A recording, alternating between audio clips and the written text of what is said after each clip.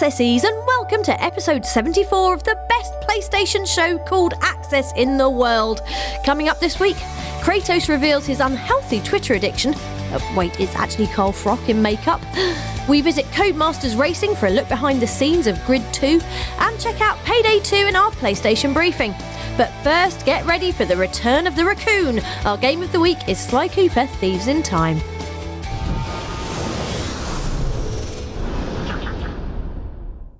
In an age where the words gritty and realism are so overused it's a wonder they don't disintegrate into a puddle of lettery depression, especially T, it's in there twice. It comes as no surprise that a few idiots have written off Sly Cooper Thieves in Time just because it's got jokes, colours and a jump button. A game about an anthropomorphised trio of hearty outlaws. I mean, pish-posh. A raccoon?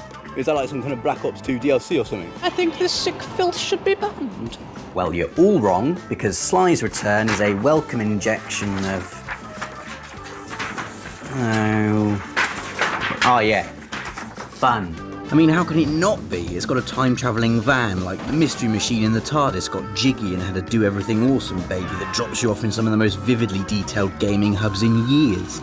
Yes, so the plot is sort of crowbarred in there to give you an excuse to visit all these places, but when they're as brilliant and varied as feudal Japan, the Wild West, the Ice Age, medieval England and ancient Arabia, who cares? Plus the game's on PS Vita too, with cross-buy and cross-save features, meaning one purchase nets you both versions and the ability to take your game with you wherever you fancy. Interested now, aren't you? That's pretty cool actually, but I feel like what Black Ops 2 might look like if there's some blue in it. I think I might buy myself a pet hippo, a pet raccoon and a pet tortoise and see how they get on together. Each area comes with a unique costume too, costumes that are at once Vogue front cover material and also imbued with nifty powers like flame immunity and deadly YouTube kitten pounce, or looking just like Robin Hood, only a raccoon and not a fox. Even the boss battles are well thought out. I mean, yes, they're all about drowning your memory lobes in repetitive attack patterns, but when was the last time you fought a bear in a tracksuit while on ice skates? The Murray is a skating machine! And you're not just playing as Sly either. Murray and Bentley bear the spotlight on more than one occasion. Don't ask. But it's the Cooper ancestors that really shake things up. Now these are characters you recruit as you punch through the space-time continuum, and from which our favourite has to be Bob, if only for this amazing Rocky-style montage that's so brilliant I'm just going to shut up and play it for a bit.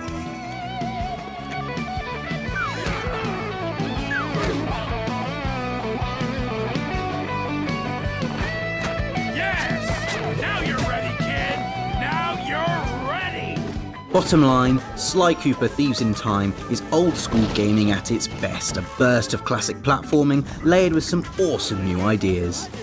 And if the term old school is still turning you off, then I can make this black and white and make my voice sound like it's echoing across 5 decades of audio technology. And look, I am still really handsome. Sly Cooper Thieves in Time is out on March the 28th, and you should definitely buy it, if only to annoy her. The next time a Parisian art museum is robbed by a violent hippo because it's got ideas from playing this game, you'll wish you'd listened to me. Ban it! Ban it!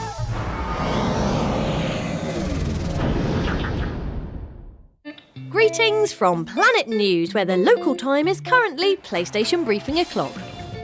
First up, time for a bit of high art bromance as we get a first hands-on with picturesque puzzler Brothers: A Tale of Two Sons.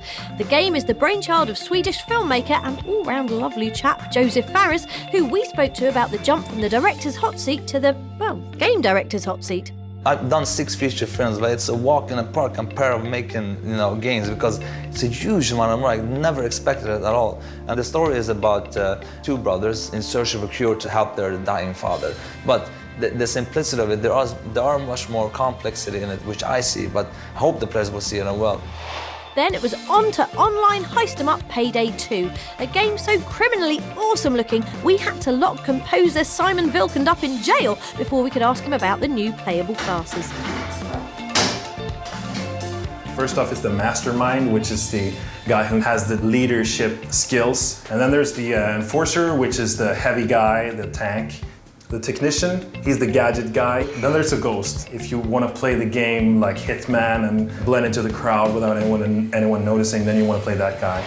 And finally, get your 9 irons ready because Tiger Woods' PGA Tour is back in town, this time with a 14 on the end. We spoke to EA Sports executive producer Brent Nielsen and asked who his ultimate golfing legend was. Probably a toss-up between, I just love playing as Bobby Jones in some of the older eras from the 1930s, and probably 90s or modern day Tiger. That's it for briefing for now. We'll hit you with more news next week.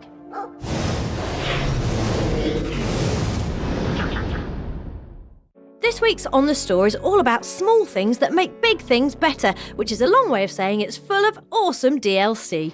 First up is The Betrayal, part 2 of Assassin's Creed 3's Throw History Out the Window, yeah, let's do magic as well, Tyranny of King George add-on. The last time we saw Connor, he was captive and heading to Boston, although he'd also discovered he could turn invisible, summon a wolf pack, and conjure the strength of a bear. Pretty eventful few days. See what happens next in this second instalment, available now. Also available now are 30 extra VR missions to extend the high-heeled chopper lunacy of Metal Gear Rising: Revengeance. There's more story content on the way soon too, but for now, if you absolutely can't wait to slip back into that androgynous cyborg one piece, this pack will give you plenty of slicing, frantic action and a big orange room in which to do it. And talking of frantic action, the first DLC for Aliens Colonial Marines is Bug Hunt, a new horde survival mode in which besieged Marines stay frosty for as long as possible against waves of alien onslaught. Think perimeters, think sentry guns, think 3 new maps and downloading it as soon as possible. And finally, in more ways than one, there's Endgame, the last of Battlefield 3's epic year of downloadable content that brings 4 new maps and 2 revived game modes. Capture the Flag, which plays brilliantly with Battlefield's vehicle set, and the Territory in the Sky's dogfighting of air superiority. A suitably fine send-off for a top shooter. That's all from the store for now. We'll be back with more downloadable deals next week.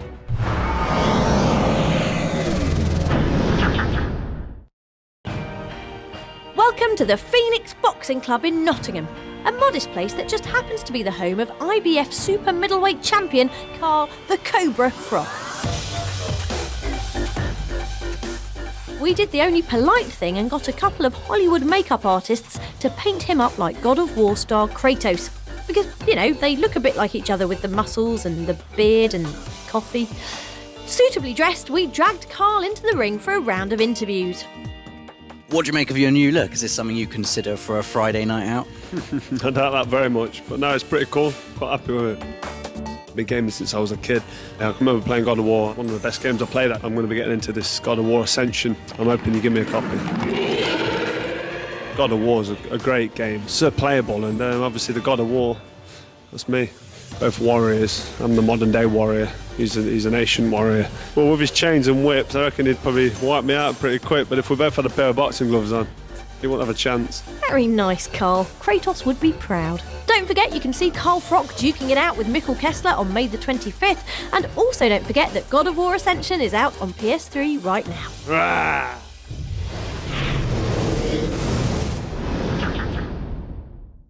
With Grid 2 powering towards a May release, we took the opportunity this week to visit Codemasters Racing at their leafy home in Leamington Spa to talk burning rubber, sexy cars and awesome racing sequels, which Grid 2 is definitely going to be.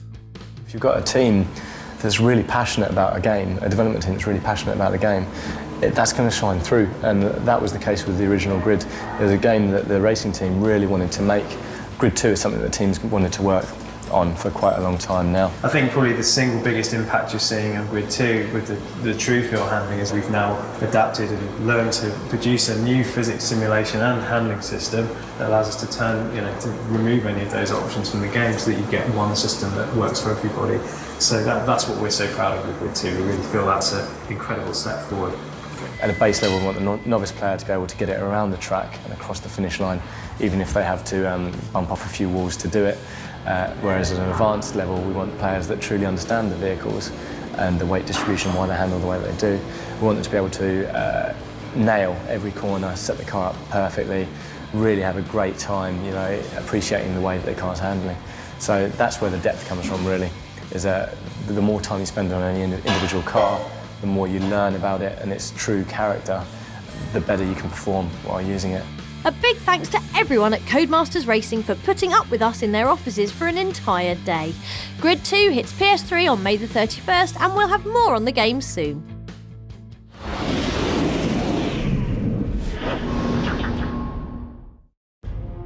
With Carl Frock absolutely rocking the Kratos look this week, it comes as no surprise that Access camera hog Rob got a bit of a strop on that someone else stole the limelight, and so he did the only sensible thing, which was to dress up like Kratos himself.